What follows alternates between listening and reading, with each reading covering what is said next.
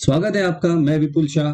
आज हम बात करेंगे SBI blue chip mutual fund के 10 साल, 7 साल, 5 साल, 3 साल और 1 साल के रोलिंग रिटर्न के बारे में, जिससे आपको एक ये एडवांटेज होगा कि क्या ये फंड में कंटिन्यूअसली पैसा इन्वेस्ट करना चाहिए या ये फंड से पैसा एग्जिट करना चाहिए। सबसे पहले मैं आपको बता दूं रोलिंग रिटर्न्स होता क्या है। देखिए, आप कोई भी वेबसाइट पे जाएंगे जहां म्यूचुअल फंड का रिटर्न्स दिखता है, वहां पे जो रिटर्न्स आपको दिखाए जाते हैं वो है एनुअल रिटर्न्स। एनुअल रिटर्न्स यानी कि 1 जनवरी को खरीदा और 31 दिसंबर को बेचा तो क्या रिटर्न्स है। उसी तरह क्वार्टरली रिटर्न्स यानी 1 अक्टूबर को खरीदा और 31 दिसंबर को बेचा तो क्या रिटर्न है। लेकिन रियलिटी में हम ऐसा कभी भी इन्वेस्ट नहीं करते।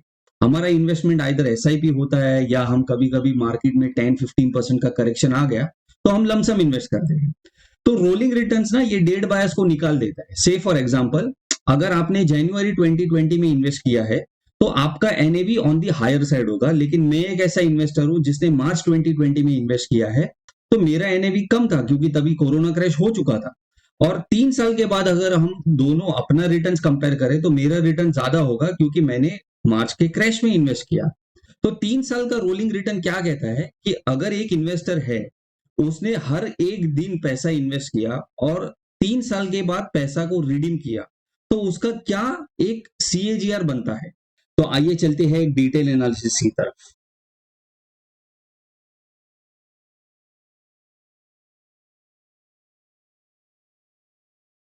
अब देखिए, ये 10 साल का रोलिंग रिटर्न है। अगर हम इसको एक आइटरेशन कहा जाए, ये जो है, अगर आपने 2006 में 4/4/2006 में खरीदा 10.99 के एनएवी में और 4/4/2016 को बेचा 27.955 के एनएवी में, तो इसको एक आइटरेशन कहा जाता है जिसके अंदर फंड का रिटर्न था 154.37, निफ्टी 50 का रिटर्न था 151.02 और निफ्टी 100 का रिटर्न था 162.78।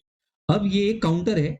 ये काउंटर वन मतलब कि क्या ये फंड ने बेंचमार्क को बीट किया। अगर निफ्टी 50 को बीट किया तो 1 और निफ्टी 100 को रिटर्न बीट किया तो 1 या तो 0।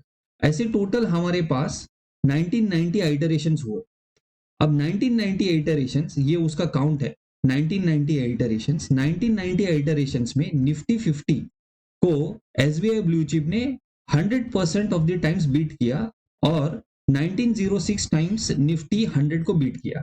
अभी इनिशियली मैंने बात किया था कि अगर आपने जनवरी 2020 में इन्वेस्ट किया और मैंने मार्च 2020 में इन्वेस्ट किया तो मेरा रिटर्न ज्यादा होगा।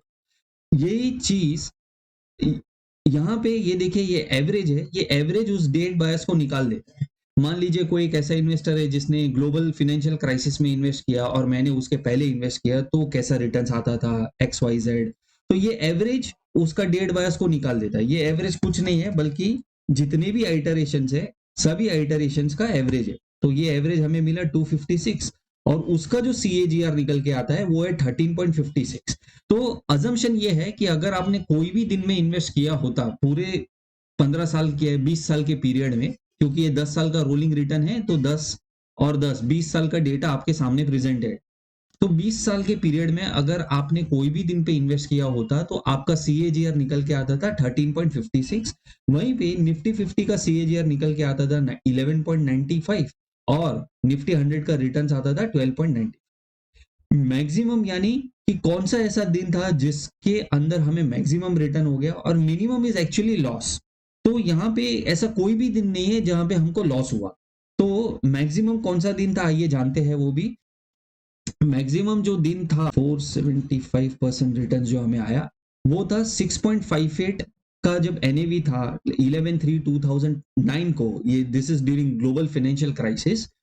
और अगर आपने इसको 2019 में बेचा होता 37.8364 में तो 10 साल में ये होल्डिंग पीरियड ये आइटरेशन में आपको 475% मैक्सिमम रिटर्न मिलता था। वहीं पे निफ्टी 50 में 389 और निफ्टी 100 में 437। लॉस हुआ ही नहीं है क्योंकि आपका होल्डिंग पीरियड 10 साल का था। वो 10 साल के होल्डिंग पीरियड में ये था 2010 में अगर आपने खरीदा होता 14.02 में, ये है 23/3/2020। This is the bottom of corona crash. उस वक्त पे एनएवी था 26। तो अगर आपका 10 साल का होल्डिंग पीरियड है, ग्लोबल फाइनेंशियल क्राइसिस जैसा सिचुएशन आ गया, कोरोना क्रैश जैसा आ गया, फिर भी आपको लॉस नहीं हुआ।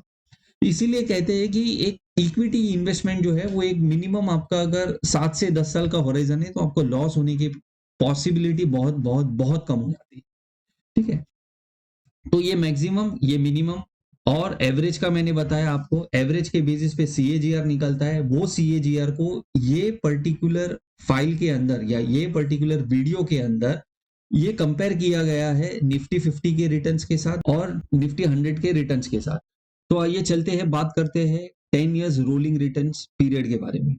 तो जैसा कि हमने देखा 475.02 आपको मैक्सिमम प्रॉफिट हो सकता था, जो लॉस हो सकता था इस केस में हमें लॉस ही नहीं है। 89.60 जो एवरेज रिटर्न था वो था 256.82 और उसका एवरेज अगर हम निकाले सीएजीआर तो सीएजीआर निकल के आता है 13.56। वहीं पे निफ्टी 50 का सीएजीआर है 11.95 और निफ्टी 100 का है 12.40। अब ध्यान रहे ये जो सीएजीआर है ये SBI blue chip regular fund का है। इसके अंदर 1% एक्सपेंस रेशियो ऑलरेडी इंक्लूडेड होता है कंपेयर टू डायरेक्ट फंड। तो अप्रोक्सीमेट 1% या 0.75% आप कम करके सीएजीआर को कंप्यूट कर सकते हो। प्रोबेबल रिटर्न यानी कि अगर आप यही फंड में अगले 10 साल तक इन्वेस्ट करते हो तो प्रोबेबल अपसाइड रिटर्न्स क्या हो सकता है 17.83। वहीं पे निफ्टी 50 में 15.84 और निफ्टी 100 में 16.47। Same way downside returns maximum क्या हो सकता है कि अगर आप कंटिन्यूस इन्वेस्ट कर रहे हैं और कल उठ के ग्लोबल फाइनेंशियल जैसा क्राइसिस आ गया और आपको फंड को पूरा रिडीम करना पड़ा तो मैक्सिमम रिटर्न्स आपको मिल सकते हैं वो है 9.30, निफ्टी 50 में 8.06 और निफ्टी 100 में 8.51। सेम वे, और ये उसका चार्ट है, यहाँ पे देखिए माइनस के तरफ गया ही नहीं है वो। ये 80% जो है हमारा मिनिमम रिटर्न 89 पॉइंट पर, वहां से ये ऊपर चलेगा। 7 इयर्स रोलिंग रिटर्न का पीरियड अगर हम देखें तो मैक्सिमम रिटर्न है 315%। वहीं पे निफ्टी 50 ने रिटर्न दिया 253 और निफ्टी 100 ने रिटर्न दिया 281। लॉस जो है, लॉस हुआ ही नहीं है 7 साल के रोलिंग पीरियड में। 39.58 is the lowest return you could ever get. Nifty 50 में भी 39% है और निफ्टी 100 में 42% इज द लोवेस्ट रिटर्न। और जो सीएजीआर है, अगर हम एवरेज का सीएजीआर निकाले 7 इयर्स रोलिंग रिटर्न पीरियड के लिए तो वो है 13.28 ब्लू चिप फंड में, निफ्टी 50 में 11.82 और निफ्टी 100 में 12.31। प्रोबेबल रिटर्न जो है वो है 17.93 एसबीआई के फंड में, 15.20 निफ्टी 50 में और 15.72 निफ्टी 100 में। उसी तरह लोवेस्ट डाउनसाइड सीएजीआर हो सकता है 8.62 फंड में, 8.44 निफ्टी 50 में और 8.90 निफ्टी 100 में। Same way 5 years rolling return period अगर देखें तो हमारा जो मैक्सिमम प्रॉफिट था वो था 183.20% इन एसबीआई ब्लू चिप फंड। और यहाँ पे 5 इयर्स अगर रोलिंग रिटर्न पीरियड है तो आपको लॉस हुआ है, that to a very minuscule loss, वो है 6.07%। अगर हम इसको देखें 5 इयर्स के पीरियड में कि लॉस कब हुआ, फंड रिटर्न में ये जो लॉस हुआ है वो हुआ है हमें 2015 में। अगर आपने 28.9992995 के एनएवी में खरीदा होता और कोरोना क्रैश में जब ये एनएवी था 26.5818, that was the only period when you could have the maximum loss. इसीलिए कहते हैं कि जो आपका मिनिमम होल्डिंग पीरियड होना चाहिए वो एटलीस्ट 5 इयर्स का होना चाहिए, जिसके अंदर लॉस की प्रोबेबिलिटी बहुत बहुत बहुत कम हो जाती है। तो ये हम वापस चलते हैं 5 इयर्स के रिटर्न एनालिसिस पे, और इसका जो ईयरली सीएजीआर निकलता है 5 इयर्स का वो है 12.86। निफ्टी 50 का जो सीएजीआर है वो 11.76 और निफ्टी 100 का जो रिटर्न है वो है 12.80। वहीं पे probable upside returns in the next 5 years in the fund could be 19.42। Nifty 50 में जो रिटर्न्स हो सकते हैं वो है 16.70 और निफ्टी 100 में जो रिटर्न्स हो सकते हैं वो 17.30। लोएस्ट रिटर्न्स क्या हो सकते हैं 6.30 फंड में, निफ्टी 50 में 6.82 और निफ्टी 100 में 7.06। वहीं पे ये है 5 साल का रोलिंग रिटर्न पीरियड का एनालिसिस। अब हम बात करेंगे 3 साल के रोलिंग रिटर्न्स के एनालिसिस में, जहां पे अभी देखिए ये 3 साल और 5 साल में अगर आप ध्यान से अगर देखें तो ये फंड ने रिटर्न्स दिया है 183.20 हाईएस्ट रिटर्न्स, जबकि निफ्टी 50 ने रिटर्न दिया 168 और निफ्टी 100 ने रिटर्न दिया 183.22। फंड 6% गिरा है, जबकि निफ्टी 500 5% गिरा और निफ्टी 100 3.68 गिरा। उस वहीं पे 3 साल के रोलिंग रिटर्न पीरियड में एसबीआई ब्लू चिप फंड ने जो मैक्सिमम रिटर्न दिया है वो है 129.86। निफ्टी 50 ने उससे ज्यादा दिया, निफ्टी 100 ने थोड़ा सा 3% रिटर्न कम दिया। लेकिन सबसे इंपॉर्टेंट चीज ये है कि 25.95% ये फंड गिरा है compare to Nifty 50 and Nifty 100। तो हम फंड मैनेजर को पैसा क्यों दे रहे हैं? हम फंड मैनेजर को दो चीज के लिए पैसा दे रहे हैं। एक कि भाई हमें निफ्टी 50 यानी इंडेक्स से ज्यादा रिटर्न दे, और दूसरी तरफ जब मार्केट गिर रहा है तब हमारा फंड मार्केट से कम गिरना चाहिए। वो चीज 5 साल के पीरियड में और 3 साल के पीरियड में नहीं हो रहा है।